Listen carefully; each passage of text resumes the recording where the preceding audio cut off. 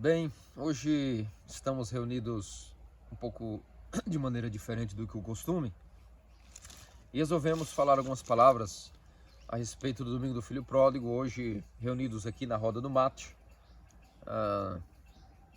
O homem do campo, o homem tradicional deve manter as suas tradições. Uma das tradições que certamente nosso Brasil e a América Latina possuem é a trápeza, a chamada tertúlia, ou seja, a roda do mate, uma cultura que todos nós temos em comum na América Latina. E aqui nós temos o costume também de todas as manhãs tomarmos aqui o nosso mate. E hoje nada melhor do que, em vez de alguns assuntos corriqueiros, falarmos um pouco sobre aquilo que a igreja nos convida a refletir no segundo domingo do Triódio, o domingo destinado ao parábola que nosso Deus Salvador Jesus Cristo nos contou para continuar nos ensinando a respeito do que significa um jejum agradável a Ele, o que significa de verdade o arrependimento, o que significa a maneira correta de nós nos dirigirmos a Deus e, mais uma vez, frisar a terrível calamidade do que nós chamamos o estado espiritual de um homem que em ilusão adquire a chamada autopiedade. Esse estado espiritual cego que o faz com que, embora esteja praticando obras de piedade, na verdade ele está distante da comunhão com Deus. O chamado estado farisaico. Então essa parábola foi contada por Nosso Senhor no Evangelho de São Lucas, continuando aquilo que era a afronta de Nosso Senhor para com os fariseus e a sua autopiedade, sua falsa justiça. E nessa parábola foi nos contado de que um pai tinha dois filhos. Quem é esse pai? Esse pai é o nosso próprio Senhor Deus, que criou o céu e a terra, e os dois filhos significam a humanidade. E o filho mais novo chegou diante dele e requeriu a sua herança. Esse filho mais novo significa todos aqueles que, como filhos mais novos, como os caçulas, são aqueles que sempre dão mais trabalho, porque em geral o filho caçula recebeu muito mais benevolência, não teve uma educação tão estrita, devido a que, em geral, de maneiras gerais estamos falando, o filho mais novo, os pais estão um pouco cansados, não possuem aquela energia dos primogênitos, dos primeiros filhos, para com a exigência, a disciplina, e não que são mal criados, mas são criados de maneira mais tenra, até porque psicologicamente o pai sabe que será o seu último, um dos últimos filhos, então passa praticamente a amá-lo mais, a vê-lo como alguém que é a última experiência, a última corrida que ele vai fazer nessa ida e volta no que significa a paternidade. E por isso, Nosso Senhor utilizou do filho mais novo, mostrando que, em geral, a rebeldia vem dos novatos. Os antigos são mais tradicionais, os velhos são mais duros com si mesmos. Os novos tendem a ser os renovados, os modernos. Isso que quer dizer em relação ao filho mais novo, que foi o que chegou e pediu a sua herança. Significa todos aqueles que caíram, todos nós os caídos, os filhos de Adão, os caídos, os pecadores, em uma só palavra, por assim dizer, somos os ditos filhos mais novos, os pecadores, os revolucionários, os que infelizmente querem teimar. E ele pediu a sua herança e seguiu para uma terra distante, viajou. O que significa que ele fugiu ou viajou para uma terra distante? Significa a queda, o distanciamento do homem para com Deus após o pecado e a queda de Adão.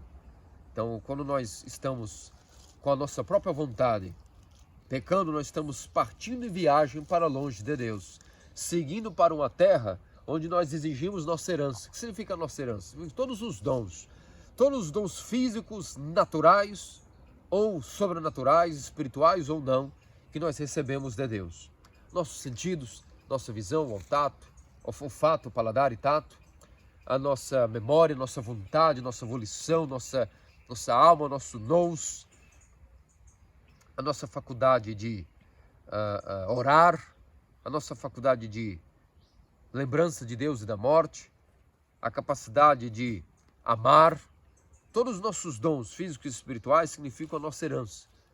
E quando alguém pede essa herança ao pai e vai desperdiçá-la em uma terra distante, significa que Deus nos abençoou com vários dons de maneira gratuita, e sejam esses dons físicos ou espirituais, quando uma pessoa se lança para longe de Deus em uma viagem do pecado, significa que ele vai desperdiçar e gastar esses dons em prostitutas, em adultério, em fornicação, em uma só coisa, em jogos, em diversão, em entretenimento. Em uma só palavra, o homem no pecado, ele desperdiça os seus dons. Ele vai usar esses dons físicos ou espirituais, naturais ou não, para, na verdade, não viver o projeto que Deus havia estipulado para ele desde o princípio.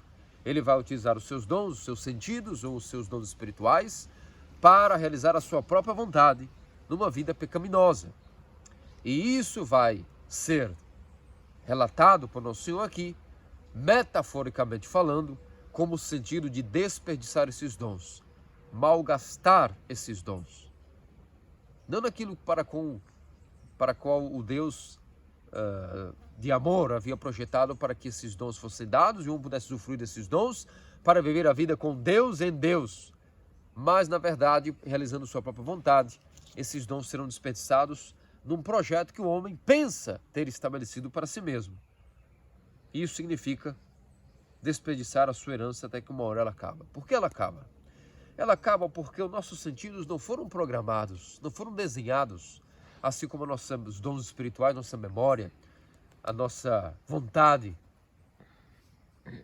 todos os membros de nossa alma, das suas faculdades, elas não foram desenhadas para estarem desperdiçadas nos vícios das paixões.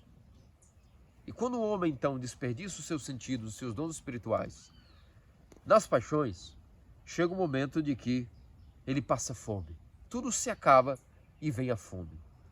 O que significa essa fome? Foi dito que nessa região, onde o filho pródigo estava, esse país, longe, distante da propriedade de seu pai, houve uma catástrofe, um equívoco por parte da administração dos homens, ou talvez alguma catástrofe climática, ou talvez um problema econômico, não importa. Houve fome nessa região. E o que aconteceu foi que o filho pródigo não escapou dessa fome. Dado que ele vivia nessa região, ele também começou a sentir a fome. E como havia desperdiçado os seus dons, tampouco havia nada mais que ele pudesse adquirir para si. O seu estado era fome. Meus amados cristãos ortodoxos, isso é uma analogia para exatamente o que ocorre quando nós nos damos às paixões. Os demônios, a princípio, apresentam para nós uma vida tal de saciedade e fome da paixão, do prazer, e nós, de maneira aparentemente insaciável, nos damos aqueles prazeres, à vida do pecado. E quando nós estamos no calor da paixão, parece que nós estamos saciando-a cada vez mais. E essa fome, na verdade, ela não passa. Essa fome, ela só aumenta. E uma hora, o que acontece é que os demônios, depois de terem atraído-nos para este mundo distante de Deus, o mundo do pecado, chega uma hora que eles mostram sua face. Podem os demônios saciar a fome de alguém? A fome do interior da alma, da paixão, do amor, do vazio, da necessidade de companhia, da necessidade de saciar a tristeza, da necessidade de saciar os prazeres, a satisfação dos sentidos. Podem os demônios nos satisfazerem? A princípio, alguém pode dar a resposta que sim, e que isso, na verdade, é realizado no dia a dia, mas que, na verdade, é algo maligno. Os demônios saciam, mas com algo que nos faz mal. Mas, na verdade, isso não é a compreensão correta. Os demônios, além de nos fazerem mal com esses vícios, eles tampouco podem saciar-nos. Temos que entender aqui, meus amados cristãos ortodoxos, que a alma humana, ela não tem fundo. Ela foi desenhada por Deus com outra estrutura. Se como o corpo tem um design, tem membros, tem funções, os sentidos, a visão para enxergar, os ouvidos, a audição para enxergar, os membros para locomover-nos, tudo foi moldado pelo humus da terra com funções. Cada órgão tem sua função. E a alma, ela também é um corpo invisível, um corpo incorpóreo, podemos assim dizer. Não tendo corpo, ela é digamos assim, uma instituição invisível que por algum motivo misterioso, que cabe a Deus entender e não nós, porque nós também somos um mistério, assim como os anjos possuem sua natureza é incorpórea, ou seja, não tem corpo, mas são hipóstases, são pessoas, a alma, nós também somos uma pessoa, só que uma pessoa com alma, nossa parte invisível, que tampouco está dentro do corpo, está vinculada ao corpo, está conectada a ele de alguma maneira misteriosa. É uma hipóstase corpórea. O ser humano possui um corpo e a alma não está dentro dele como se fosse um ar dentro de uma garrafa. Não, a alma não está dentro do corpo. Tampouco está presa nele. E é uma loucura imaginar quando morremos o corpo libera a alma no sopro. Isso é uma visão muito errada do que é a alma. Mas a alma é a nossa sede da razão, a qual por algum motivo ela se liga e conecta com o nosso corpo. Mas a alma não é circunscrita. Ela foi desenhada de uma tal maneira que ela é semelhante a Deus, não em natureza, mas em capacidade de adquirir amor, de guardar amor dentro de si. E se Deus é amor, a alma foi desenhada de alguma maneira misteriosa para guardar aquilo que é a coisa mais infinita, a coisa mais eterna, o alfa e o ômega, o próprio amor, que é a pessoa de nosso Senhor Deus Salvador Jesus Cristo, que em sua eternidade tampouco cabe dentro de ninguém. O próprio ventre da Virgem, a platitera, é chamada assim, porque o seu ventre é mais espaçoso que os céus. Não porque pode conter Deus em sua eternidade, mas pode conter Deus em sua humanidade. Mas nem a Virgem contém Deus dentro de si. Ao contrário, ela é toda ela permeada e enchida por Deus. Mas contém de maneira misteriosa Deus, enquanto sua indivisibilidade humana e divinas, podemos dizer que também de maneira misteriosa Deus quis se fazer dentro da Virgem, cabendo dentro dela de uma maneira misteriosa que nós não podemos entender, mas em sua eternidade Deus não cabe dentro da Virgem. Isso é óbvio.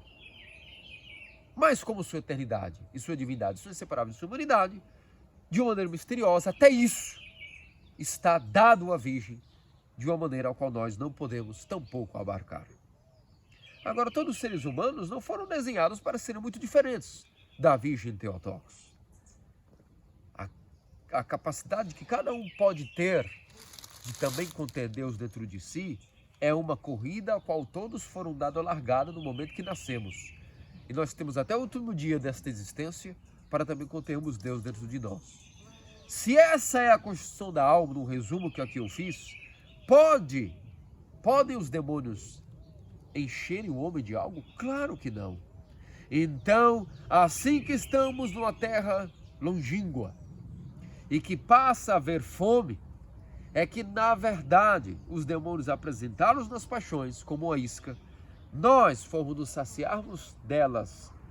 Um dia, 2 dias, 3 dias, um mês, meses, semestres, mas chega um momento que nós percebemos que o vazio original continua vazio. E, na verdade, as paixões, após nós percebermos aquela terrível notícia que elas não nos saciam, percebemos que a cada vez que nós damos mais a elas, a nós, e nós nos damos a elas, mais vazio aparece.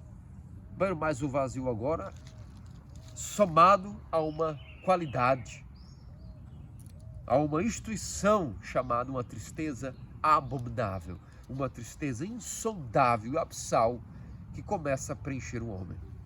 Porque as paixões não só podem saciar-nos, não podem nos preencher, mas ainda nos causam um vazio de tristeza. E essa foi a situação que o filho pródigo se viu, numa terra longe, onde houve fome, e então foi procurar algum emprego. E esses tais funcionários e compatriotas dessa cidade deram a ele um emprego que chamava-se cuidar da lavagem de porcos, onde ele tinha permissão de comer o que os porcos comiam. Quem são esses funcionários? Quem são esses porcos? São o reino dos demônios. E no reino dos demônios, eles que servem esse próprio reino, possuem os seus próprios subdemônios, os seus funcionários, os arquidemônios, que nos alocam as paixões dentro de cada ser humano, também têm os seus funcionários, os demônios submissos a eles, que são os porcos. E o filho pródigo foi comer com os porcos, comer a comida que os porcos comem, Comer a comida que os demônios comem, as paixões. Os demônios se alimentam de paixões. E essa é a lavagem que o filho pródigo começou a comer. E isso tampouco saciava ele, mas o deixava ainda com fome e com a tristeza terrível. E então, quando nós chegamos a esse estágio, cada um de nós seres humanos, é questão de tempo, quando nós nos damos às paixões, chega um momento que nós chegamos a esse poço, literalmente ao fim do poço. E quando o ser humano chega nesse estado, esse estado causa no homem algo que ali, de maneira surpreendente, em altos e baixos na vida, muitas vezes, o que nós estamos narrando aqui no Filho Pródigo não é a minha história apenas, é a minha história número 1, é a verdadeira história minha, mas também a história de todo aquele que combate pelo reino dos céus. É só questão de tempo, nós iremos viajar de maneira ingrata para um país longínquo, vamos pedir a herança de nosso pai, vamos traí-lo, vamos desperdiçar tudo em prazer, em prostitutas, em jogos, e depois nós vamos ficar sem nada, vazios, e numa terra que, além de não termos dinheiro, não teremos tampouco emprego, nem dignidade, nem nada. Teremos um vazio e tristeza.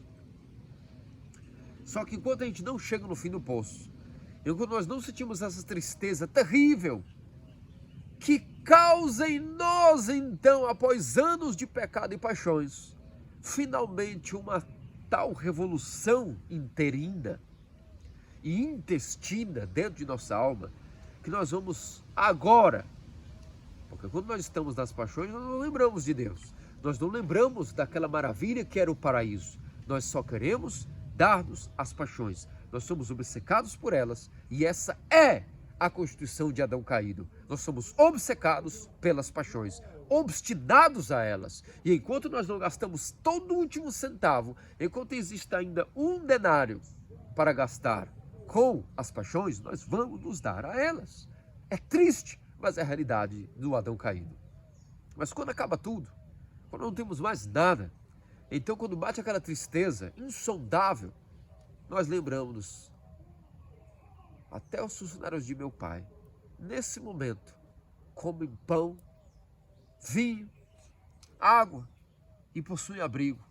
E eu mesmo que sou filho, estou numa situação pior do que os porcos, porque os porcos conseguem comer essa lavagem, ou seja, os demônios, querendo ou não, alimentam-se dessas paixões, mas eu, nem as paixões mais me alimento, não me encheram e não me sobrou nada.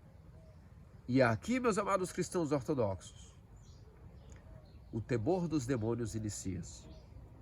Os demônios, todos eles começam a ter um estado de grande inveja, de grande agonia, quando vão percebendo que o homem está chegando ao fim do poço. Não parece contraditório o que eu estou dizendo aqui? Os demônios agora deveriam estar festejando. Finalmente esse homem perdeu tudo, acabou tudo e não restou nada para ele. Nós vencemos.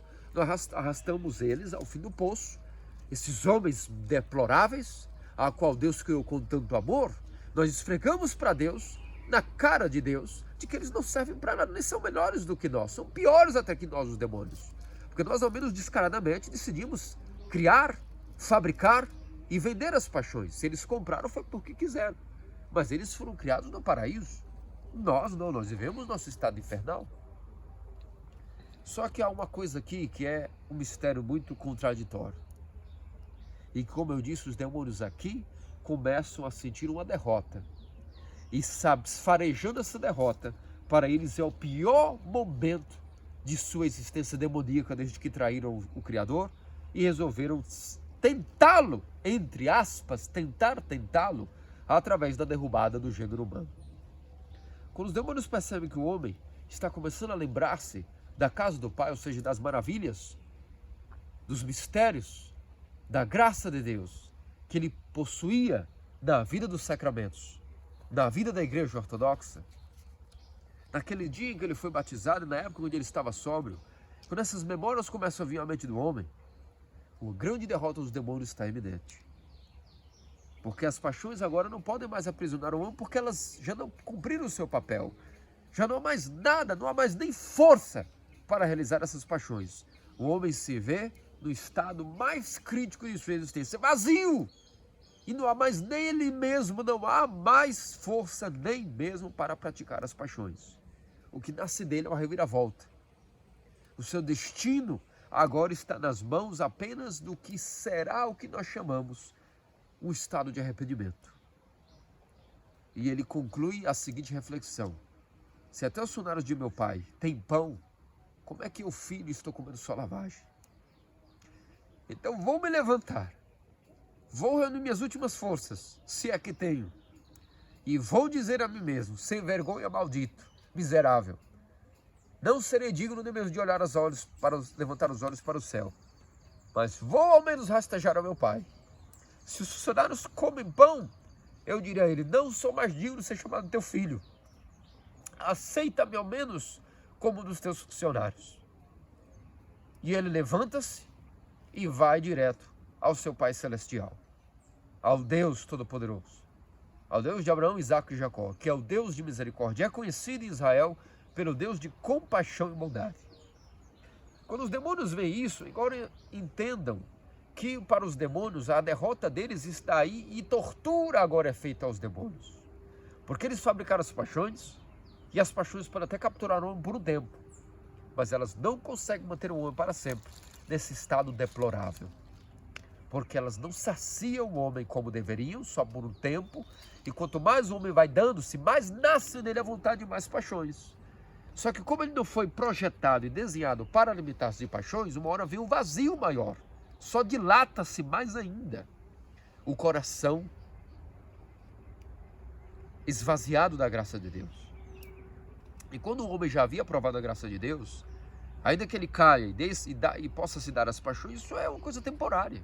A memória do que era aquela verdadeira saciar, a única coisa que pode ser homem de verdade é a comunhão com Deus. Só que na hora que nós estamos no frênese das paixões, eu quero dizer, quem é que no frênese das paixões, se não for uma pessoa já muito experimentada, como que ela tem força de naquele momento lembrar-se de Deus? Qualquer homem que reflita friamente. Nós fazemos todo dia reflexões aqui, entre eu e Rubem, como estamos trabalhando, nós paramos e refletimos exatamente isso. Até às vezes jogamos as ferramentas do chão e soluçamos juntos, lembrando de que somos piores que os demônios. De que há momentos, como pode ser, perguntou ele, como pode ser que há momentos que nós não nos lembramos de nada em relação ao cristianismo, e as paixões são a nossa única religião. Ele narra as experiências dele, eu narro a minha. Creio que todos nós temos nossos momentos que nós, por mais que nos esforçamos, se formos sinceros, nós somos os pródigos. Nada nos segura, nem uma corrente de ferro segura o endemoniado. Ele rompe grilhões, ele joga-se na água e joga-se no fogo. E ele não lembra de Deus, ele não lembra do paraíso, ele não lembra de nada nem da igreja, ele lembra das paixões. Mas mesmo assim, a graça de Deus é um mistério que trabalha dentro do homem sem cessar. E onde abunda o pecado, sobreabunda a graça. E os demônios então são envergonhados porque eles não podem controlar essa operação salvífica. E vejam só como são as coisas no mundo espiritual. Aquele estado caquético que o filho pródigo começa a ver a lavagem e pergunta-se: eu mesmo que sou filho comendo isso? Isso não é de meu pai comendo pão e vinho? Vou levantar-me, ao menos direi, não sou digno de ir para as alturas do céu, não sou digno de ser chamado teu filho, mas aceite-me que seja como um dos teus funcionários. Por mais que isso é uma depressão profunda e tristeza abissal na mente e no coração do filho pródigo, sabiam que esse é o poder maior. E nesse estado tão deplorável, sabia que é onde há um grande poder da deificação, que foi recebido no batismo, é aí que o homem está dotado e levantado pela graça? É nesse estágio onde bate essa dor e saudade do paraíso, da igreja, ou da época de santidade que nós tínhamos, se é que podemos se chamar, mas aqueles momentos que nós levamos da graça, sabiam que nesse momento o homem está completamente amparado e revolvido pela graça de Deus? Só que há um pequeno detalhe. Ele tem que dar o pequeno passo que cabe a ele na chamada atividade de sinergia, a cooperação entre o homem e a graça de Deus, que é a única coisa que pode salvar alguém. Basta que o homem levante e diga: levantar-me-ei, irei e irei. O que aconteceu quando ele disse levantar-me-ei? Se vocês lembrarem-se da parábola, assim que ele levantou-se foi, eis que ao longe o pai já estava vendo-o na direção da qual ele partiu. O pai nunca deixou de olhar e aguardar quando ele voltasse. Isso significa, meus amados cristãos ortodoxos, que ainda que nos afastemos da graça de Deus, não importa quantas vezes sejam, nós abandonamos Deus, nós abandonamos Cristo, mas Cristo nunca nos abandonou. Mas entendendo-nos, e a maior coisa mais preciosa do amor é a liberdade. E se Deus é amor e nos criou na liberdade, Ele também nos deu a livre vontade de estar com Ele quando nós queremos. Ele não existe nele o estado onde Ele quer estar longe de nós. Isso não existe. Deus é estável. E amor, por definição e excelência. Quem não é amor e quem é instável, somos nós, os seres humanos. Quem não tem amor, somos nós. Quem são estáveis, esclerosados, por assim dizer, somos nós. Nós é que abandonamos Deus e discutimos com a figura amada o objeto de nosso amor, que deveria ser o Criador. Se como numa relação tem gente que não entende bem o relacionamento e vive para discutir, espezinhar, pirraçar, assim também é o gênero humano em relação ao amor maior, a Deus o noivo. Nós, como almas que são as noivas, é que temos os problemas para com o nosso noivo, mas ele não tem problemas conosco.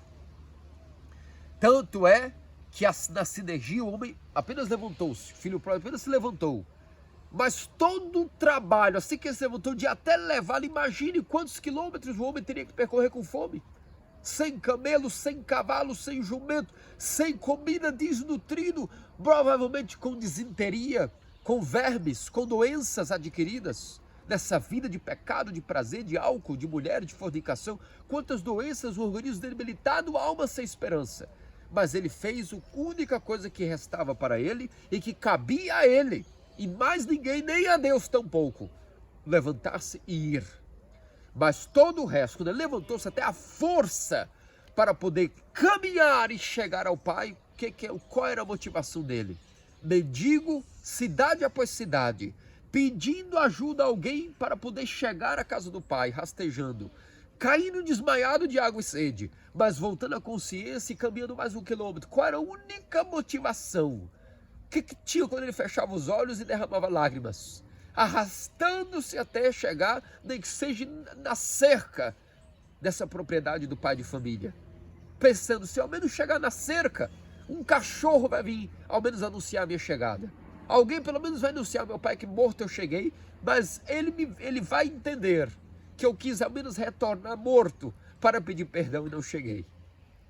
Ao menos algum funcionário, alguém vai ver eu estirado e vai dizer a ele, teu filho voltou, mas infelizmente morreu no caminho.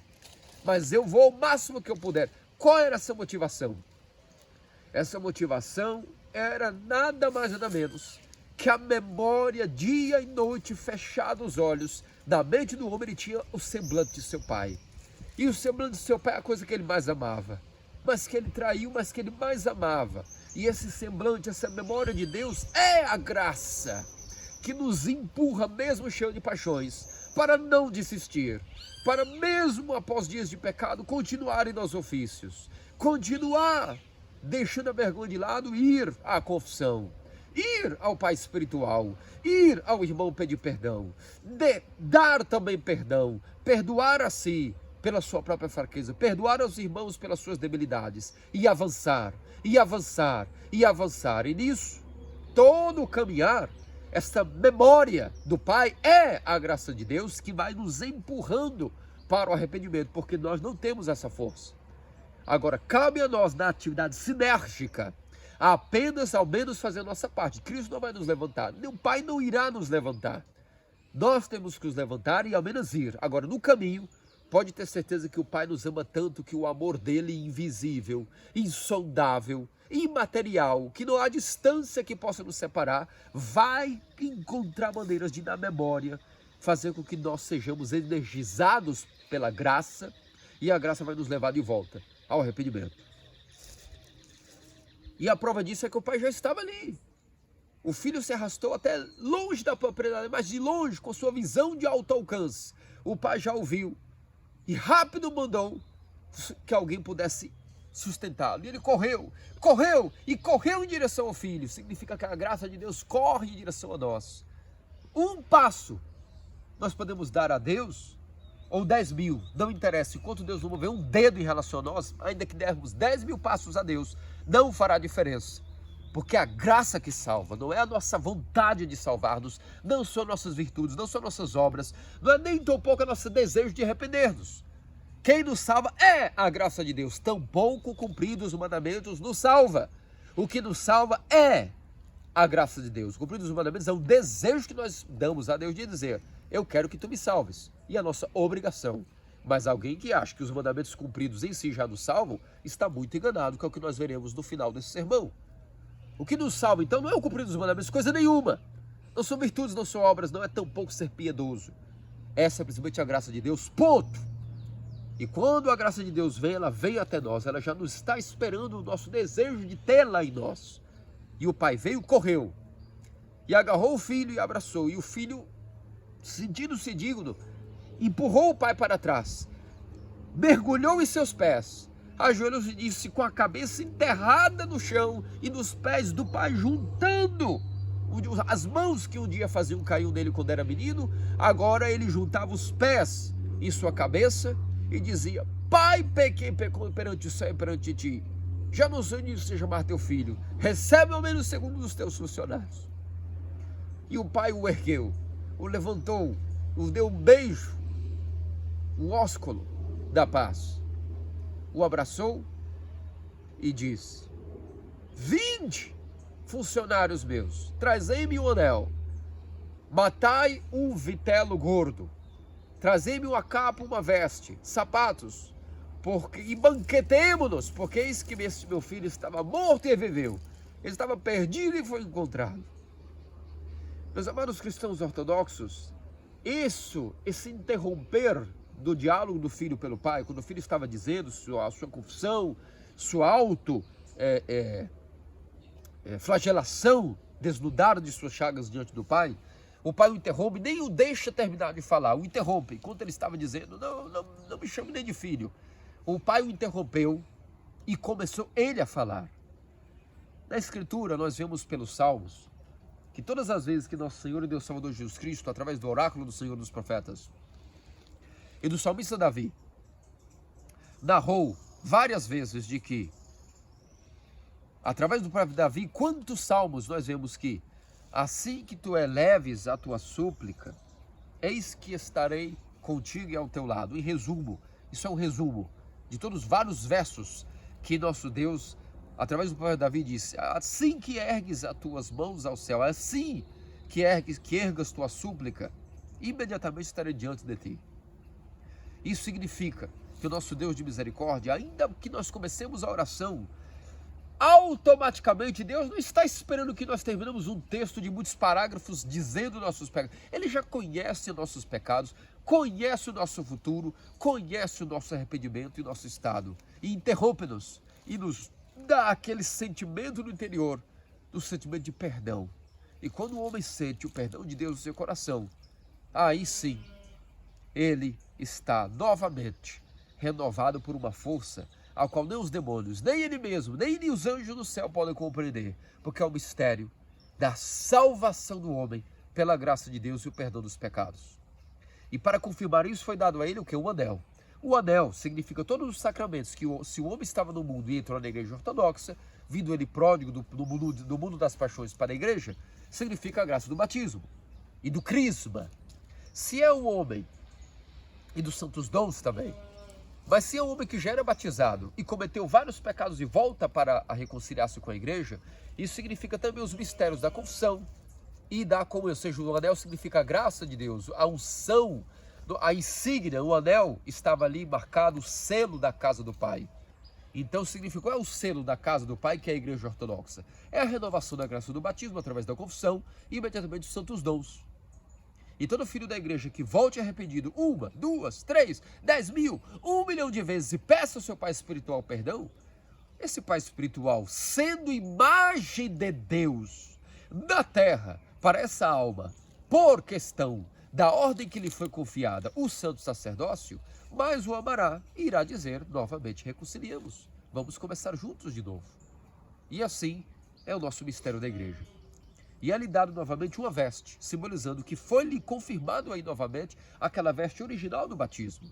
E foi mandado matar um cordeiro, um bezerro, mostrando que Nosso Senhor, de certa maneira, é um bezerro, é o Cordeiro de Deus, mas também a Escritura faz alusão a Cristo como bezerro, porque o bezerro engordado por grãos é chamado também aquele que é o nosso Senhor. Por que o bezerro engordado por grãos?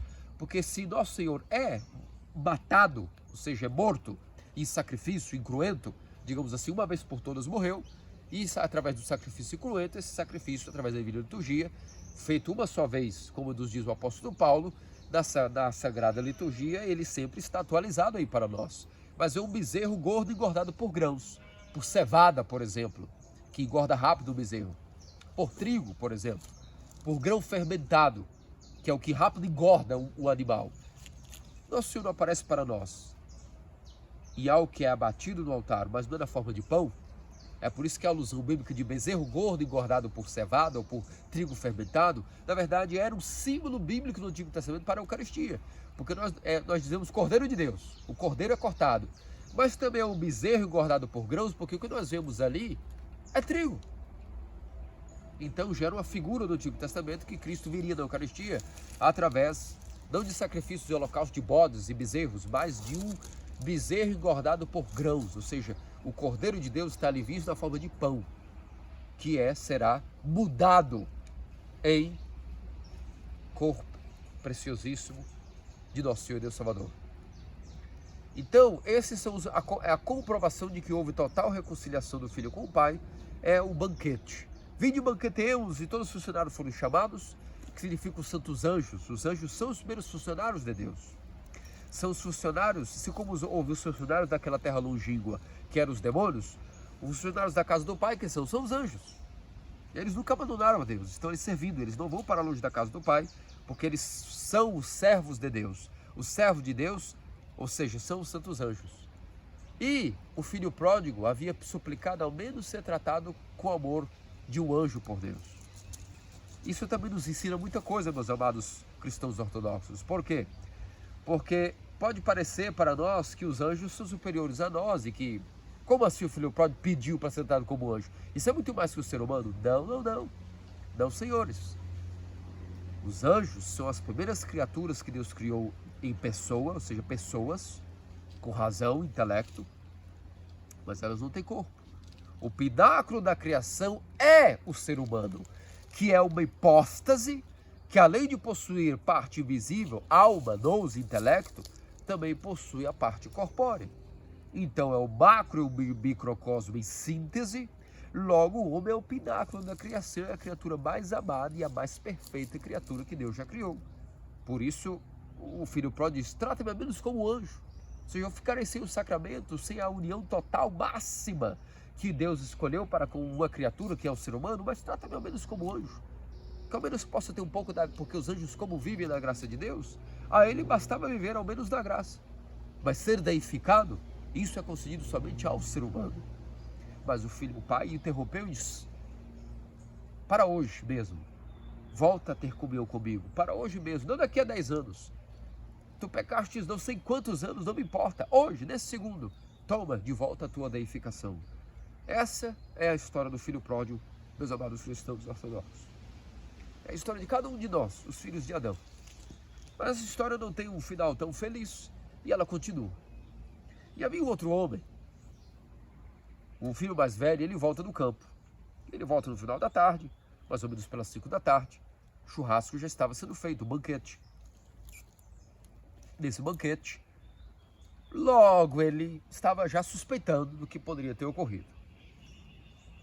Então chama um funcionário e pergunta, o que é isso que está ocorrendo? Já suspeitando que poderia ser algo que não seria de seu agrado. E então foi dito, teu irmão voltou, e teu pai está banqueteando-se. Afinal de contas, estava perdido e voltou. E ele disse que não, nem mesmo entraria nesse banquete. E ficou do lado de fora e revoltadíssimo. Então o que aconteceu? O próprio pai sai e vai dizer, filho, entra, teu irmão estava perdido e voltou, estava morto e reviveu. E diz, esse teu filho, veja agora como a paixão da autopiedade. Novamente, o alto senso de justiça começa a imperar no homem. E vejamos agora as consequências de tal enfermidade. Esse filho, por todos os anos que serviu bem à casa do pai, que nunca o abandonou, serviu e cumpriu sua vontade, agora perceberá uma coisa muito estranha, terrível, a sua própria salvação. O seu estado de comunhão com o Pai, o que nós chamamos da Igreja Ortodoxa, salvação. Para nós é viver em comunhão com Deus. Não é tão pouco medo, não é tão pouco um estado não punitivo, não tão pouco um estado de recompensa. Salvação para nós da Igreja Ortodoxa é a comunhão com Deus total. Ter a mente de Deus, ter a mente com Deus, ter comunhão com Ele. Então, esse filho achava que todos esses anos ele tinha a mente do Pai, que ele fazia a vontade do Pai, que ele foi obediente ao Pai. Mas agora ele perceberá que ele não tinha a mente do Pai, e que por mais que ele nunca abandonou fisicamente essa propriedade, todos esses anos ele viveu muito distante do Pai, ainda que fisicamente ele estava, de maneira de coração e alma, ele nunca teve proximidade com o Pai. Isso será revelado a ele agora. E foi dito: filho, por que estás indignado? Ora, por quê? Todos esses anos, tu nunca me deste nem mesmo um cabrito para que eu matasse e celebrasse com meus amigos. Meus amados cristãos ortodoxos, o que significa esse cabrito? Na linguagem bíblica, o cabrito significa um pecador. Significa que esse filho mais velho, vou lhes revelar uma coisa agora, um segredo. O filho mais velho pertencia à seita dos fariseus. E na seita dos fariseus não há condescendência para o pecador. Tu nunca me deste um pecador para que eu, com os meus amigos fariseus, pudesse julgá-lo.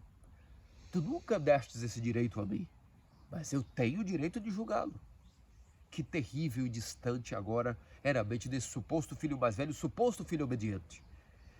Sentia-se no direito de sentar para julgar um cabrito, julgar um pecador, que nós veremos no próximo domingo do nosso carnaval, o juízo final. Nós veremos que os cabritos são aqueles que, na verdade, não são simplesmente pecadores. São aqueles que, na verdade, não estarão em comunhão com Deus na vida futura. E nós chegaremos à seguinte conclusão: na verdade, nem tudo o que parece ser é. E nem tudo o que está pode vir a ser. Na verdade, as aparências enganam. E aquele que parece ser cabrito, um pecador, na verdade pode ser o que se salva. E aquele que parece ser uma ovelha, na verdade pode ser o que não se salva. Dependerá do discernimento que nós veremos no domingo que vem, o domingo do juízo final. Mas para hoje vamos entender o seguinte: eu entendo de uma vez por todas, meus amados cristãos ortodoxos, o céu não é um local de pessoas justas. O céu é um local cheio de pecadores arrependidos. Agora o inferno é um local cheio de justos, que se achavam justos e mais justos que o próprio Deus, os chamados, dotados da autopiedade, do alto senso de justiça. O inferno, portanto, é cheio de justos que se acharam mais justos que Deus. E o céu é um local cheio de pecadores, pecadores arrependidos. Não existe essa figura de que o céu é um lugar de recompensa. Não existe o local de que a geena é o local preparado para punir os pecadores. O ranger de dentes e fogo que queima é uma metáfora para que naquele momento já não há mais tempo para arrepender-se, mas os justos, que se achavam mais justos que Deus, estarão ali, no local que foi preparado para o diabo. Por quê? Porque o diabo, Lúcifer, é exatamente a figura do fariseu e do homem, o filho mais velho. O filho mais velho se indignou porque ele disse: veja bem, alto lá, eu te servi todos esses anos e fiz a tua vontade, e tu nunca me deste o direito de julgar um cabrito, um pecador, com os meus amigos. Tu achas que o teu direito é melhor? Essa tua tal misericórdia e condescendência para com o pecador, sem limites. Eu não concordo com isso, eu não quero fazer parte disso, eu não vou entrar nesse banquete, eu vou estar fora da comunhão da Igreja Ortodoxa. E aqui nós vemos que muitos dos nossos e entre nós se afastam da igreja porque infelizmente são luciferianos.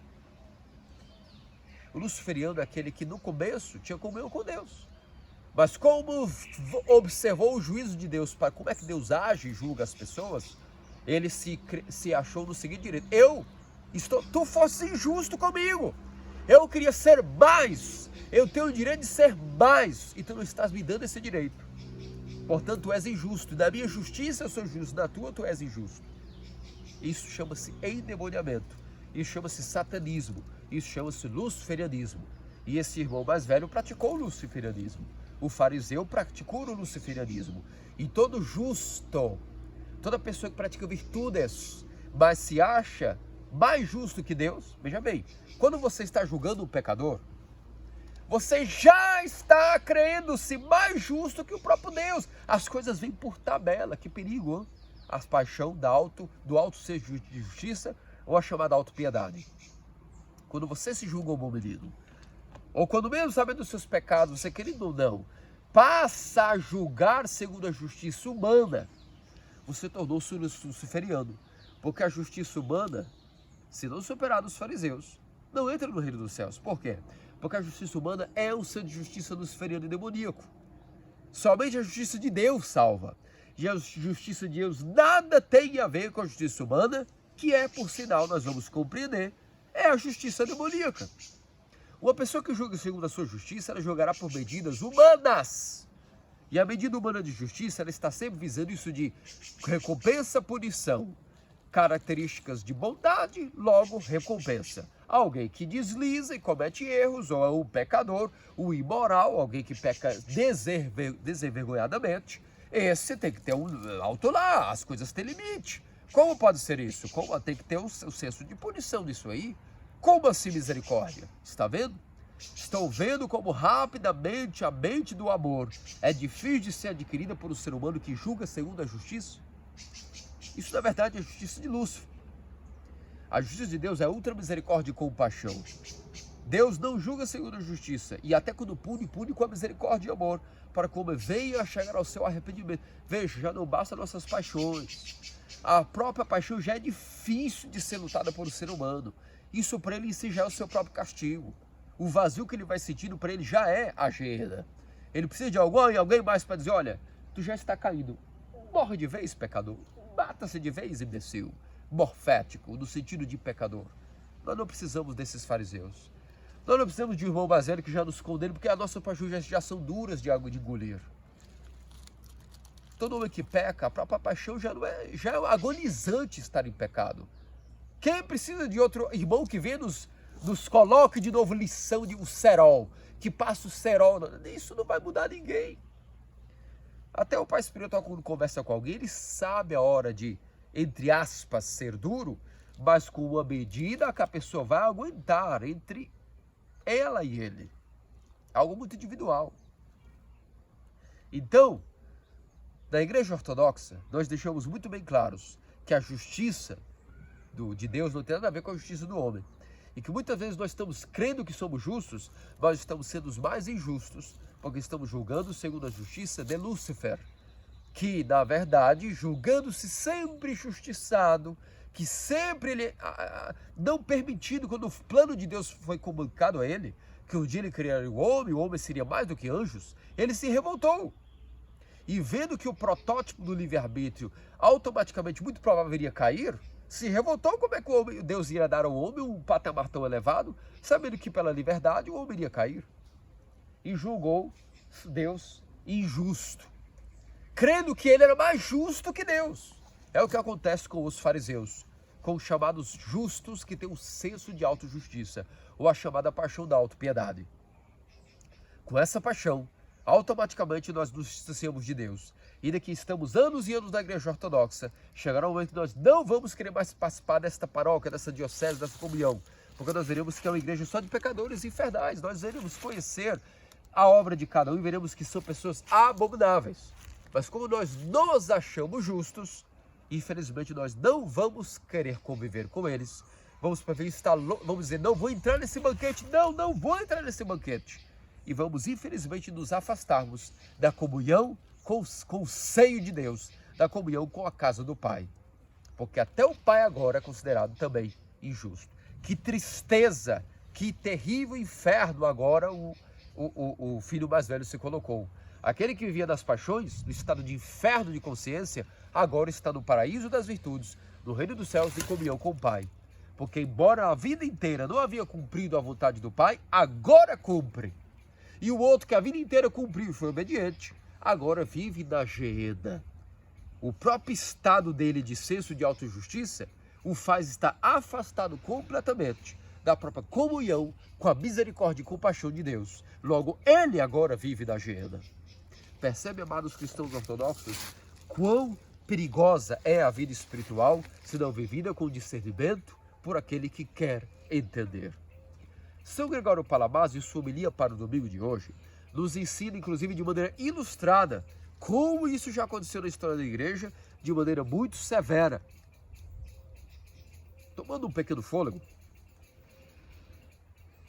vou lhes contar uma história que São Gregório Palamares, em seu sermão, em São Gregório Palamares, existe um livro de suas homilias, e para o domingo do filho pródigo, Gregório Palamares, ele possui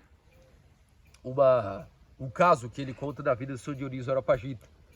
Logo existia um cristão primitivo, que foi inclusive discípulo de Cristo, na época que Cristo tinha os seus seguidores. Existia na ilha de Creta um homem chamado Carpos, e São Dionísio conhecia. São Dionísio estava ali em Atenas, como bispo de Atenas, mas ele conhecia Carpos, e Carpos era da primeira leva dos primeiros cristãos do primeiro século. E Carpos, tendo sido seguidor de Cristo, vivendo ali entre os cristãos primitivos, você sabe que a igreja estava sendo atacada naqueles primeiros anos, com muitos heréis infiltrados, a idolatria era muito forte. E houve um certo irmão de igreja, de Carpos, de sua própria igreja local, que após receber o batismo, sendo cristão, narração de Dionísio Areopagita, chegou o momento que apostatou. Mesmo após o batismo, voltou para a idolatria, e não só isso, acabou levando muitos neófitos recém-batizados a também voltarem para a idolatria. E Carpos, quando viu esse comportamento desse irmão de igreja local, se indignou. E se ele percebeu um ódio muito grande começou a nascer nele, em Carpos, contra esse irmão de sua igreja. O Senhor Dionísio nos narra que então o que ocorreu foi o seguinte: Carpos começou a orar todos os dias, que Deus deveria punir muito esse irmão. Essa era a sua oração. Ou seja, ele já orava como um fariseu. E orava para que Deus pudesse punir. Carpos orava dia e noite que Deus pudesse se vingar desse maldito cristão, que não só desperdiçou o dom do batismo, como levou muitos neófitos também a abdicarem da fé ortodoxa. E então teve um dia que Carpos adormeceu e ele teve um sonho. Nesse sonho, ele estava diante de um precipício, um abismo. E nesse abismo, quando você olhava no final, era um poço muito fundo e estavam serpentes venenosas. De tal maneira que alguém caísse ali, se morresse na queda, morreria picado pelas serpentes. E Carpos de repente viu que esse irmão estava exatamente ali, na beirada do precipício. E ele estava na visão muito perto. E de repente ele viu que esse irmão escorregou e estava caindo. E ele começou a olhar e dizer: isso, finalmente maldito. E até no coração dele, durante o sonho, ele tinha desejo de se pudesse empurrar mais, para que ele caísse mais rápido naquele abismo. E enquanto Carpos estava na visão se regozijando, e com sua volição até empurrando com o braço da vontade, empurrando mais rápido aquele irmão para que caísse, de repente Cristo aparece nos ares, entre ele, Carpos e aquele irmão. E Cristo, na hora que aparece, Carpos se assombra, e Cristo olha bem nos olhos de Carpos e diz: se tu queres empurrar alguém, empurra a mim mesmo, mas eu me colocarei entre ti e esse indivíduo, porque eu não desistirei nunca de salvar a ele, como não desisti de ninguém. E o objetivo de a minha encarnação, todo o objetivo de que eu sofri, é para salvar a todos, e em especial os pecadores. Ainda que este aqui cometeu duplo pecado, a sua apostasia, a apostasia de outros, eu sofri e eu escolhi continuar sofrendo mesmo após a minha ressurreição. Eu escolhi sofrer pelos pecadores e eu continuarei sofrendo por ele. Se tu queres empurrar alguém ao precipício, empurra a mim, mas deixa este irmão em paz. E naquele momento, automaticamente Carpos acorda e nele nasceu uma compulsão, um estágio de arrependimento, onde ele percebeu e foi salvo desse demônio da direita, chamado o demônio do senso de autojustiça. Percebeu o quão distante estava a mente dele de Cristo e pôde se arrepender e entender que ele deveria orar não pela punição do seu irmão, mas pela salvação e arrependimento do seu irmão, para que esse irmão pudesse voltar aquilo que fosse a comunhão da igreja. Que esse irmão se arrependesse, que Deus de alguma maneira não o punisse pelos seus pecados, mas o levasse ao arrependimento e ao conhecimento da verdade. Porque se fosse ao contrário, Carpos gostaria que alguém estivesse olhando para que ele fosse julgado desta maneira? Claro que não, nenhum de nós desejaria isso, porque nós não daremos um segundo diante da justiça implacável de Deus. Se Deus nos julgasse pela justiça, quem de nós não daria um segundo diante da justiça do juiz? Mas como o justo juiz não é justo, o justo juiz é ultra misericordioso e compassivo, aí sim, nós, ainda que pecaminosos, cheios de temor e medo da geena, como nos diz na oração de São Simeão, novo teólogo, São Metrafrastes, para comungar, há de ser consumido como a sarça de outrora. Ou seja, essas coisas tornam-me atônito, elas tornam-me motivado, animado, já que és assim que atuas para com o pecador. E se és assim que tratas o pecador, eu não me hei me desesperar, porque também sou obra de tua criação. Assim como salvaste a mulher arrependida, o ladrão arrependido, o negador, assim também eu irei apelar à tua misericórdia. Então esse é o sentimento, meus amados cristãos ortodoxos, que cada um de nós devemos ter para com nossos irmãos.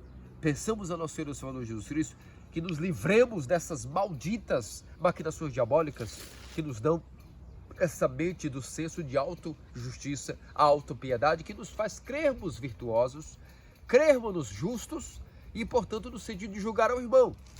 E quando estamos julgando o irmão, ou não sendo condescendente para com as suas debilidades, nós já estamos julgando a Deus diretamente, porque quando nós vemos que Deus está sendo justo de perdoar os pecadores, ou quando nós não concordamos com esse senso de perdoar o irmão, apelando para a misericórdia, no fundo, nós estamos até criticando e julgando a Deus como que a justiça dele é muito errônea e que o nosso discernimento de justiça, ou seja, uma palavra, nós estamos dizendo que nós somos mais justos que o próprio Deus.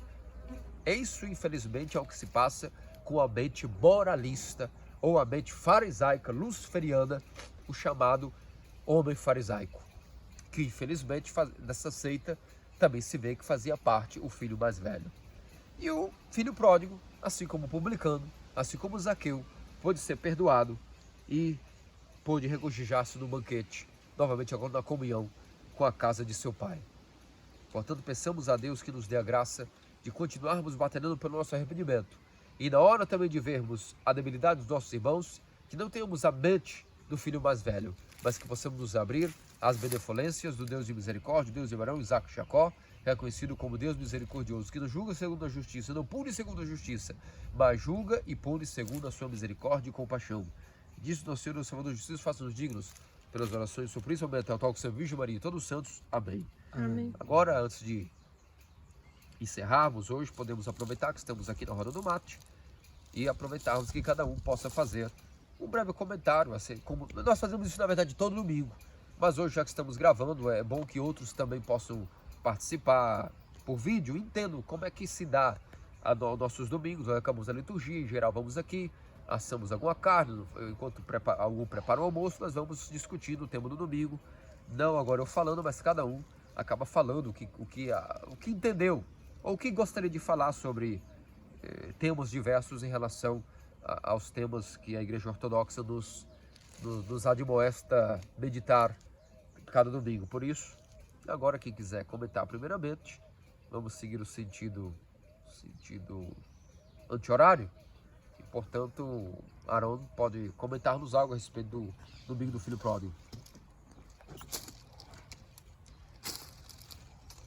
Creo que esta ya es la segunda vez que escucho este sermón y es totalmente increíble y al mismo tiempo reconfortable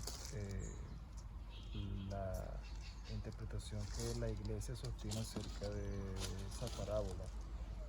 ¿Quién se pudiera imaginar todo el contenido que tiene una parábola? Que muchos pudieran pensar que es solamente una historia y algo de algo de un hombre que cometió pecados y que pues su papá lo perdonó, y entonces ahí se ve como pues la compasión de un padre y todo eso, pero al ver toda la extensión y ese rico contenido que la iglesia sostiene es bastante reconfortable, ¿no? Porque imagínense cómo se está relatando toda la historia de la humanidad, de la caída y también de la salvación en palabras tan sencillas como en esa parábola. Y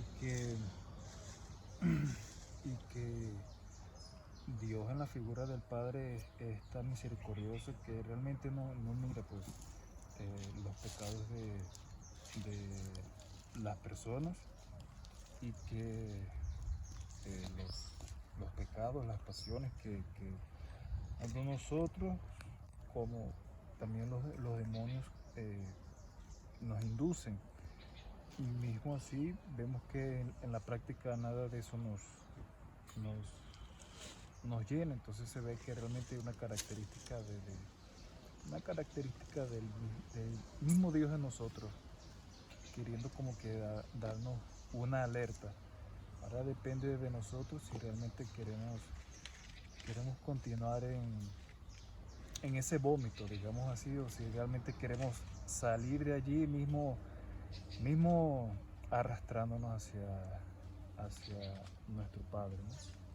Entonces, también como este hombre fariseo, y esa interpretación realmente es bastante fuerte, como en pocas palabras este hombre pues se atreve a decir pues las mismas palabras que el demonio, que es de querer atreverse a juzgar a alguien, sin contar que es alguien de su misma sangre, de su misma especie, sin pues imagino que no pasando por su mente que él también, mismo creyéndose justo, puede también caer o hasta en un estado mucho peor que este hombre. Mismo así, pues este fariseo quiso pues juzgar y ser como Dios. Y entonces las cosas que uno lee siempre pues de los padres con respecto a la misericordia, con respecto al perdón, creo que siempre se resume en eso, en no juzgar a nadie, que creo que, digamos así, la forma de nosotros salvarnos de una manera más rápida, efectiva, digamos así, los padres dicen que es no juzgando a nadie. Entonces realmente fuerte esas palabras de este fariseo, y que realmente el antídoto que nosotros tenemos es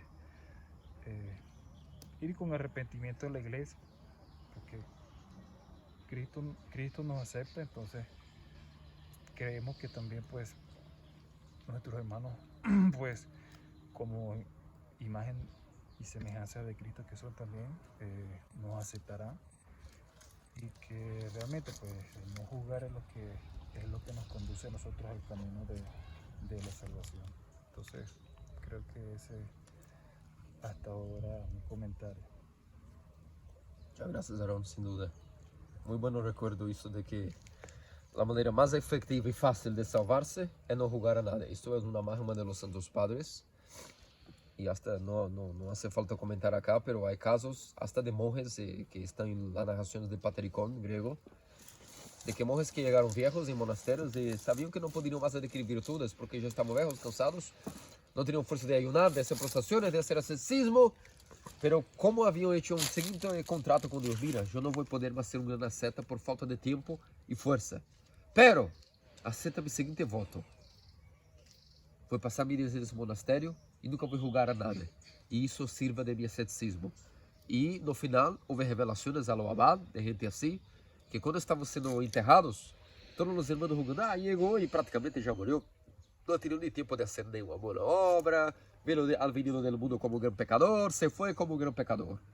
E havia revelações de que o abad às vezes tinha um sonho, algo que Cristo dizia: não, este está já salvo como um grande santo, porque vocês não sabem, pero como hizo um voto de não juzgar a nadie, eu não he podido julgar-lhe, porque esta foi a regra que ele colocou a ele, e como depois da tonsura, todos os pecados hasta do bautismo, hasta a tonsura são apagados, e depois da tonsura, hasta no dia que morreu, não julgou a nadie, como é uma matemática, uma regra espiritual, como ele não ha julgado a nadie, eu não posso julgar-lo. Então, está salvo como um grande santo.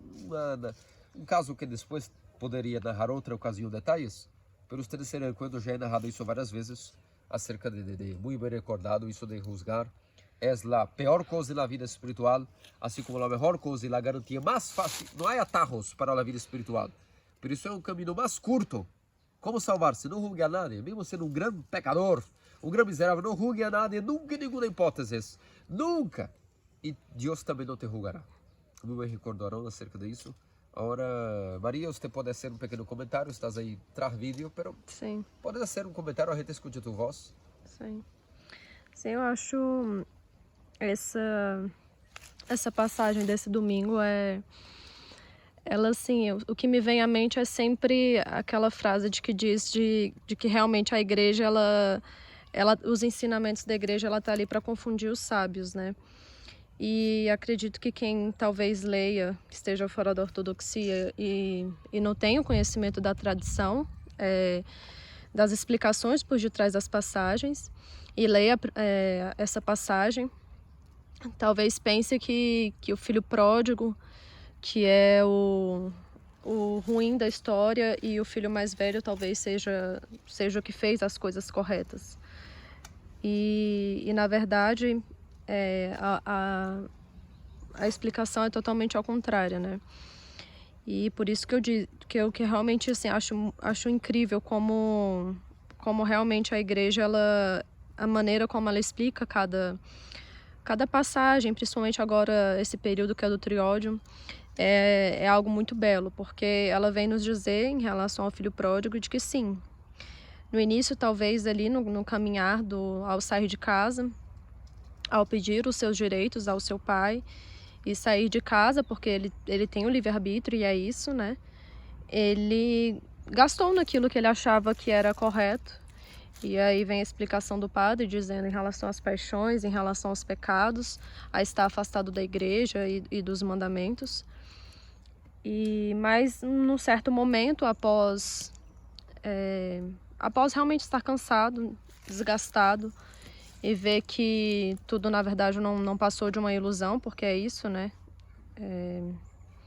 Como também o padre disse, as paixões, elas não só nos desgastam, mas vemos que também nunca nos saciamos. Estamos sempre à procura de mais, assim como o porco mesmo, que está sempre sujo e cada vez quer mais lama. Mas por um momento essa pessoa se lembrou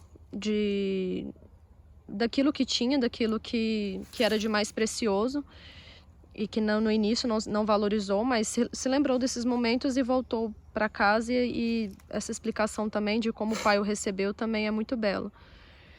E aí vem o contraponto do irmão, que tecnicamente era o que cumpria os mandamentos e fazia as coisas de maneira correta, porque serviu o pai durante toda a sua vida.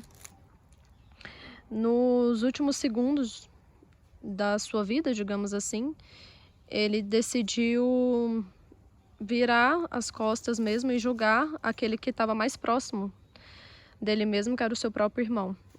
E então se vê não só como a trajetória desses dois, mas o que eu acho bonito é como Deus realmente ele leva em consideração como chegamos ao fim da nossa vida. Então, não necessariamente o decorrer dela. E isso, claro, isso não significa que nós vamos nos tornar pessoas frouxas e no final da nossa vida achar que vamos nos arrepender, e é isso, não é isso que eu estou dizendo. Mas é bonito ver como o próprio Deus, ele nos dá a chance até o último minuto mesmo, literalmente. E de como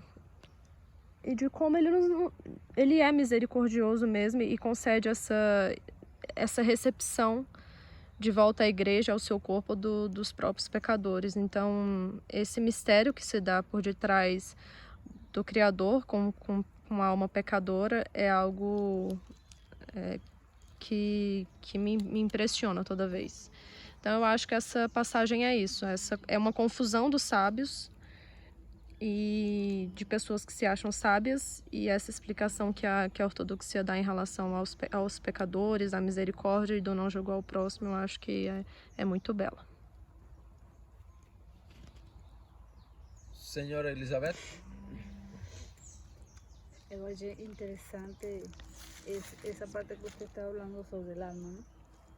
Que, o sea, por mi mente jamás pasó, ni me cuestioné esa parte, ¿no? Que todo el mundo cree que el alma está presa al cuerpo y ese enredo total que se nos enseña del alma, y me impactó mucho lo que usted estaba hablando sobre el alma, como es un misterio, ¿no? Mismo como fue la encarnación del Señor Jesucristo en el vientre de la Madre de Dios. Y es bastante bonito que todo domingo siempre hay algo que descubro de la ortodoxia que jamás pasó por mi mente, jamás me hice esa pregunta, y usted cuando habla de eso es como que tenía esa duda pero no sabía que la tenía. Y es bastante bonito y confortable que todos los domingos tengo una respuesta diferente a alguna pregunta. Y respecto al hijo pródigo, bueno, creo que los que tienen muchos hermanos, o por lo menos un hermano, sabe muy bien lo que es eso, ¿no? Ese ciúme, ese celo hacia el otro hermano, y siempre, por lo menos en mi caso, se reclamaba que, tienes un hijo favorito, un hijo preferido. Pero una vez escuché decir a una mamá diciendo que no es el hijo favorito, sino es el más débil. Entonces, como ese es el más débil o el más rebelde, entonces necesita un poco más de atención que los otros, que el mayor o que el que es un poco más responsable. Claro. Y es bastante bonito saber que mismo la persona pecando y alejándose de Dios, Dios siempre está ahí esperando que nosotros tomemos esa decisión y demos el primer paso. Como usted bien dijo, no sirve dar 1000 pasos si Dios no da uno. Claro. Y si das uno y Dios da los otros que faltan. Y ahí una vez más hablando de la misericordia, ¿no? Sí. Y respecto a este comportamiento de fariseico, que tiene que ver también con la caridad, ¿no? Porque, ¿qué sería de nosotros si varios hermanos de la iglesia ya se han ido desde que nosotros llegamos? Ahí sería una buena forma de probar el carácter de nosotros mismos. Sí. Cuando uno de estos hermanos decidan otra vez regresar a la iglesia, ¿no? Claro. ¿Cómo sería ese recibimiento? Sí. Porque se necesita ser una persona madura para recibir a alguien que se fue sin juzgarla, sin criticarla, sin Claro. cuestionarse. Y es bastante bonito saber que Dios siempre está ahí y Él es misericordia, sobre todo misericordia, porque si fuera solo justicia, como usted mismo dijo, todos estuviéramos perdidos. Sí. Sí. ¿Qué dice hermano Rubén? Micrófono. Gracias. Bueno, con respecto al hijo pródigo que regresa al padre, yo por ejemplo entiendo un poco de una forma, ¿no? Que como hijos pródigos, realmente todos somos hijos pródigos, porque cuando el hijo decide abandonar lo que sería la casa de su padre, ocurrió en el mismo día que nuestros ancestros, Adán y Eva, ¿no? Dejaron la casa del Señor para seguir sus supuestas propias voluntades, ¿no? Sí. Y por eso es que vemos, por ejemplo, mucha vida de los santos como San Serafín de Sarod o hasta San Antonio Abad, que realmente ellos tenían dones de Dios, ¿no? Por ejemplo, en el caso de San Serafín de Sarov, era realmente un muchacho fuerte, un muchacho hasta de aspecto, digamos, agradable, atractivo, pero son personas así que pronto entendieron que esta vida terrenal, pasajera, es una vida de miseria, y entonces esos dones que Dios le dio para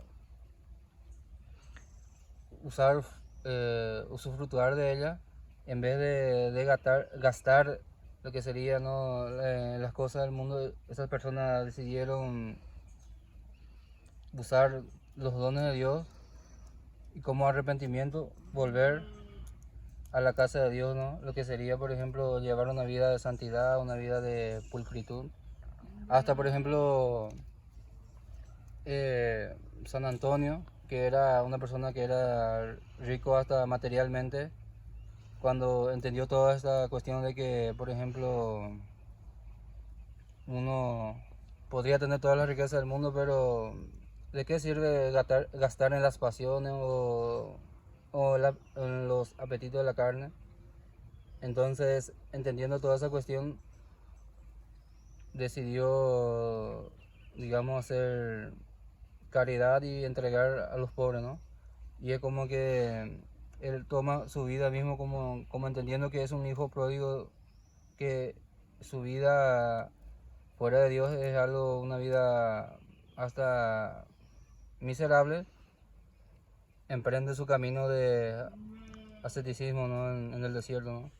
Y entonces son ejemplos para nosotros también que Dios siempre nos da algo cuando venimos a la tierra. Y generalmente, por ejemplo, malgastamos nuestros dones de Dios en cosas, digamos, fluctuantes, superficiales. Y todo lo que Dios nos da como don, y cuando lo malgastamos es como que, como dice el Padre, habló en el sermón, que nada realmente nos satisface, ¿no? Y entonces yo veo, por ejemplo, que como, por ejemplo, volver a la casa de Dios es como que agarrar esos dones, ¿no? Que Dios nos da y utilizar, por ejemplo, a favor del prójimo, o, por ejemplo, si uno, por ejemplo, es orgulloso, ¿no? No es que, por ejemplo, Dios cambie su sustancia de ser alguien orgulloso, sino que esa persona en su, digamos, arrepentimiento usa ese orgullo no para herir a los hermanos, no para juzgar a los hermanos, sino su orgullo, por ejemplo, de combatir el pecado, ¿no? De, por ejemplo, uno pensar así que la casa del Señor o el reino del Señor es algo mucho más valioso que esta vida terrenal. Entonces, todo lo que hay acá en esta vida pasajera, para mí no es nada. Prefiero vivir en la casa de mi Padre que la vida terrenal, ¿no? Entonces utiliza como ese orgullo como no para juzgar a su hermano ni para hacer daño a nadie, sino para luchar contra el pecado, ¿no? O algunos que son caprichosos o teimosos, como sería en portugués, en vez de teimar en el pecado, en vez de teimar contra su hermano, él, por ejemplo, conociendo su situación miserable, y empieza a teimar contra el pecado. Hoy caí con esta pasión, pero voy a volver hasta que yo venza esta pasión. Entonces yo veo, por ejemplo, que el gasto que tuvo el hijo pródigo en la tierra lejana son los dones que Dios nos da a cada uno, pero que las personas lo utilizan de diferente, o sea, de mala forma, ¿no? Entonces la cuestión es que, por ejemplo, uno no es que tiene que dejarse orgulloso, teimoso, si uno tiene un don específico, es solamente ver y direccionar esos dones que Dios nos da para el favor de nuestras almas, ¿no? Y para mí es eso, de volver a Dios, ¿no? De volver con nuestras, digamos, dones. Y si tenemos dones, no desperdiciar en cosas, digamos, fluctuantes de la tierra y todo lo que Dios nos da, utilizar a favor de los hermanos, ¿no? Yo entiendo así cómo sería, por ejemplo, volver a Dios, ¿no? Como un hijo pródigo, sabiendo que la riqueza que Dios nos da, si lo mal utilizamos en cosas terrenales, no será de mucho uso, ¿no? Bueno, sí entiendo cómo es retornar a la casa del Padre, ¿no? Muy bien. ¿Querían comentar más alguna cosa, Aaron?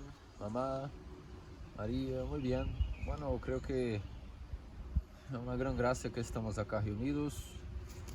Ojalá toda Latinoamérica pudiera estar con nosotros también, de cierta manera, no físicamente, pero de espíritu, al menos cada uno en sus capillas, en sus estados, ciudades, vilas, también reunidos en domingos. Hoy gravamos así para que la gente que quizás nos escuche a través del video, mira los sermones. Hay algunas ciertas centenas de visualizaciones en los sermones a cada domingo. Se mira que hay centenas de visualizaciones. Y de estas centenas, la gente quizás pense que na vida ortodoxa solamente lo que está ali a maneira católica ou protestante de ser, que é um domingo em la capilla, em uma coisa formal, um costume. Não, na vida ortodoxa é isto, estamos sempre conectados, somos uma família e ojalá tuviera muitas famílias. Pero sabemos que infelizmente estamos no final de los tiempos, a tradição como um todo está sendo atacada, está sendo destruída, tradições como um todo antiguas, não digo só a cristiana, todas as tradições. Pero hoy estamos aquí de sultana, con carácter ortodoxo, padre casado, hermanos, mujer de vestido, de cómo una mujer debe vestirse. Y la gente no entiende que esta es nuestra tradición. La tradición ortodoxa es bastante profunda. Es la mejor vida que hay para un pródigo, volver a la casa del Padre, experimentar la vida de la iglesia ortodoxa. Mirar que acá no tenemos solamente la comida de porcos, pero mucho más, tenemos realmente las bendiciones, aunque muchas veces nosotros vamos a comportarnos como cerdos o porcos, nosotros mismos sí tenemos la gracia también de tener al menos una medida de referencia, vivir de manera tradicional, no como informaciones o legado del pasado, sino que la fe de nuestros santos padres, tentando, ¿no? La fe está ahí, pero nosotros practicarla es otra cosa, tentando junto uno con otro. Aarón me ayuda, Rome me ayuda, mamá me ayuda, María me ayuda. De cierta manera esto es para servir ustedes, ustedes tienen capacidad de seguir esta fe también. Enquanto ustedes hablaban, yo miraba las hormigas trabajando, algunas llevando una hoja 10 o 50 veces mayor que ellas mismas. Así es debería ser los cristianos a lo largo de toda Latinoamérica, como hormigas juntas trabajando en el mismo objetivo. Entonces que la gente pueda a través de ese sermón entender qué es que hacemos acá. Esto es verdadera ortodoxia. La gente se reúne junto, estamos celebrando la Eucaristía, la acción de gracias. Y acción de gracias es continuar agradeciendo a lo largo de los días, juntos, comiendo juntos, las bendiciones que Dios nos ha dado en este día tan lindo como domingo, el día que Cristo resucitó para nuestra salvación, pisoteó la muerte con la muerte, y que nos reunimos acá todo domingo en nuestras informaciones. Hay que mantener la fe, mantener nuestras tradiciones, porque imagínate, pergunta a los árabes se ellos van a dejar que destruyan o maculen o cambien su tradición. Claro que no.